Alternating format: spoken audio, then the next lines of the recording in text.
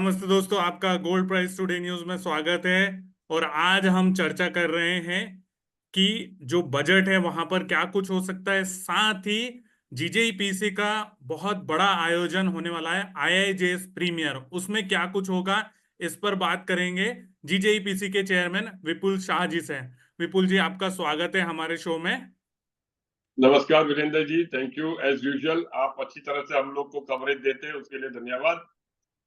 Ji sir, thank you sir. Sir, budget को लेके चूंकि आपने जो है इंपोर्ट ड्यूटी घटाने की काफी मांग की है, 4% करने की मांग की है, तो इसके पीछे क्या रीजन है और आपको क्या लगता है कि इंपोर्ट ड्यूटी घट सकती है सोने चांदी के ऊपर? और देखो, हम लोग आशावादी है, हम संभावना रखते हैं कि मिनिस्ट्री से हम हमेशा एवरी ईयर की बात होती है कि ये ड्यूटी ज्यादा ही है, जिससे अगर ड्यूटी कम हो जाती है तो एक्सपोर्टर्स का जो वर्किंग कैपिटल पैसा रुक जाता है ये ड्यूटी के अंदर, तो उन लोग के लिए भी आसान हो जाता है। इससे एक्सपोर्ट को भी बढ़ा देगा। अभी export are struggling right now, तो ये ड्यूटी ज्यादा रखने से सरकार को भी कोई फायदा नहीं हो रहा है। आज इतना आप लोग देख रहे हैं कि गोल्ड अगर चैनलाइज सिस्टम से आ जाता है तो सरकार और देश के लिए अच्छा है। तो ड्यूटी नीचे रखना, ड्यूटी कम रखने की 4% की हमने जो काउंसिल ने सिफारिश की है, होपफुली इसमें ये टाइम सरकार देखेगी और कुछ ना कुछ श्योर इसके अंदर कुछ ना कुछ करेगी। जी सर, जैसे हम देख रहे हैं भाव आजकल काफी हाई पर चल रहे हैं और कुछ ना कुछ भारत में ड्यूटी कट की जो एक्सपेक्टेशन है उसके कारण डिस्काउंट भी चल रहा है। तो आपका क्या अनुमान है सर? सोने के भाव ने हाल ही में नया रिकॉर्ड ऊंचा स्तर बनाया था, कॉमेक्स पर 2484 के आसपास। तो अभी आप क्या कह रहे हैं? पिछली बार बात की थी तब तो आप काफी तेजी बता रहे थे। आपको बराबर याद है, जब भी हमने लास्ट टाइम बात किया था अभी 65,000 था और मैंने बताया था वही टाइम पे कि ये 75,000 के ऊपर जा रहा है और धीरे धीरे 80,000 को भी पार करके जाएगा। अभी भी मैं सोना और चांदी दोनों में बुलिश हूँ। जैसे मेरे हिसाब से बाय ऑन डिप्स है, जैसे वो नीचे आता है तो मैं तो सबको यही बोलूंगा कि ये साल सोने का है और 2024 के अंदर जितना भी नीचे आता है सोना तो वो खरीदने में मजा है, क्योंकि आज यूएस में भी इलेक्शन हो रहा है। तो जिसके वजह, ये दो तीन वजह है सोने ऊपर जाने की। जैसे यूएस के इलेक्शन है तो डॉलर, जैसे अगर आज डोनाल्ड ट्रंप के आने की बात हो रही है और अगर अगर डोनाल्ड ट्रंप जो अगर आज रेस के अंदर आगे है तो उससे क्या होता है कि डोनाल्ड ट्रंप डॉलर को कभी भी स्ट्रांग रखने में नहीं मानते और वो डॉलर को सामने, मतलब गोल्ड वगैरह जो जो भी है, सबसे फास्ट सबसे ज्यादा फायदा तक गोल्ड को रहता है। दूसरा, जियोपॉलिटिकल, आज की तारीख में जियोपॉलिटिकल रिस्क अभी भी रशिया और यूक्रेन को लेके या हमास और ईरान को लेके भी जो है, तो वो भी एक मेन हिस्सा है कि why gold prices are not coming down. तीसरा कारण ये है कि डिडॉलराइजेशन। आज सारी दुनिया धीरे धीरे, आप देखते हो चीन वगैरह सबका ट्रेड रिलेशन यूएस के साथ जो भी है, तो आज वो लोग डॉलर, जो डॉलर बेस्ड रिजर्व करेंसी में से भी वो लोग आज शिफ्टिंग बेस हो रहे हैं। तो हर एक जन की सेंट्रल गवर्नमेंट आज रिजर्व में सोना बढ़ाना चाहती है। तो ये सब कारण है जिससे मैं 2024 में सोने के अंदर बहुत ही बढ़ावा देख रहा हूँ। और ये जितना जब भी नीचे आती है सोना आता है तो उसको खरीदने का मौका घुमाना नहीं चाहिए। सर, आईआईजेएस की कैसी तैयारी चल रही है? ये वर्ल्ड का जो है दूसरा बड़ा ज्वेलरी एग्जीबिशन है। आईआईजीएस को लेके हरदम की तरह ये शो एक नई जगह नया स्थान ले रहा है। हम लोग अभी जो हिसाब से चल रहे हैं कि अव्वल नंबर पे किस तरह से हम जल्दी में जल्दी पहुंचे, वो तरफ की तरह है। हमारे एग्जीबिशन कमेटी टीम पूरी तैयारी के साथ, मतलब ये आईआईजीएस को, मतलब हम लोग ने अच्छा खासा प्लेटफॉर्म सारे एग्जिबिटर्स के लिए दिया हुआ है। ये टाइम वर्ल्ड रिकॉर्ड हो जाएगा हम लोग के लिए कि 2100 जैसे एग्जिबिटर्स है और 3600 के ऊपर स्टॉल है। जियो जो हमारा सेकंड सेंटर था तो उसका सेकंड फ्लोर भी ले लिया। मतलब जो हिसाब से डिमांड है, इतना डिमांड है कि उसके बाद भी हम लोग का वेट लिस्ट है। और मुझे अफसोस है कि हमको सब लोग को लेना है और हमारे को बिकॉज ऑफ स्पेस कंस्ट्रेंट हम लोग नहीं ले सकते। तो धीरे धीरे हमारी कोशिश यही है कि जो लोग हमारे साथ जुड़े वो लोग को हम कैसे उन लोग का धंधा बढ़ा सके। और जो लोग को हम लोग ने वेटिंग लिस्ट में है तो मैं उन लोग को खास आश्वासन देना चाहता हूँ कि प्रॉमिस करता हूँ कि कुछ ना कुछ समय में काउंसिल सबको साथ में लेके चलेगी। तो मतलब आप समझ सकते हैं कि वर्ल्ड के 80 कंट्री से सब ग्राहक लोग आएंगे और ये बहुत सीजन टाइम है। और उम्मीद है कि इस तरह I show would be a game changer और अच्छा खासा धंधा भी फैलाएगा सब लोग का। जी सर, मैं देख रहा हूँ जैसे अभी करीब करीब 31,000 रजिस्ट्रेशन विजिटर के हो चुके हैं और 14,250 कंपनीज आईआईजेएस के लिए रजिस्टर कर चुकी है। मैं लाइव डेटा देख रहा हूँ आपकी वेबसाइट से। हम्म। तो वहां पर इस बार की क्या खासियत होगी सर? इस बार क्या है कि इतने सारे लोग रजिस्टर कर रहे हैं, तो क्या अंदर घुसने को मिलेगा, नहीं मिलेगा? सब मिलेगा, सब सुविधा रखी हुई है, सब सिक्योरिटी भी रखी हुई है, और कोई भी किधर भी तकलीफ नहीं आएगी।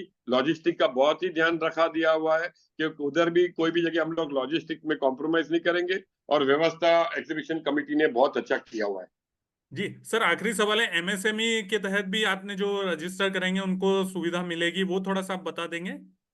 एमएसएमई वगैरह सब लोग को हमने ये आईआईजीएस में अकोमोडेट किया हुआ है। और एमएसएमई को लेके आज उन लोग को भी आज जो जो परेशानी है, तो सरकार की तरफ भी हम लोग ने उनको क्या क्या चीज सरकार कर सकती है, तो वो भी हम लोग कोशिश कर रहे हैं। और उम्मीद है कि एमएसएमई भी आज का जो दौरा है, जो आज जो इतना जो मंदी का माहौल चल रहा है, ये आईआईजीएस शो के बाद एमएसएमई और सबका धंधा कैसे फुलफिलाए और सब कैसे बढ़ सके, हम लोग वही कोशिश में है। सर एक चीज और अभी इंडस्ट्री में डिस्कशन भी हो रहा है चांदी की हॉलमार्किंग को लेकर।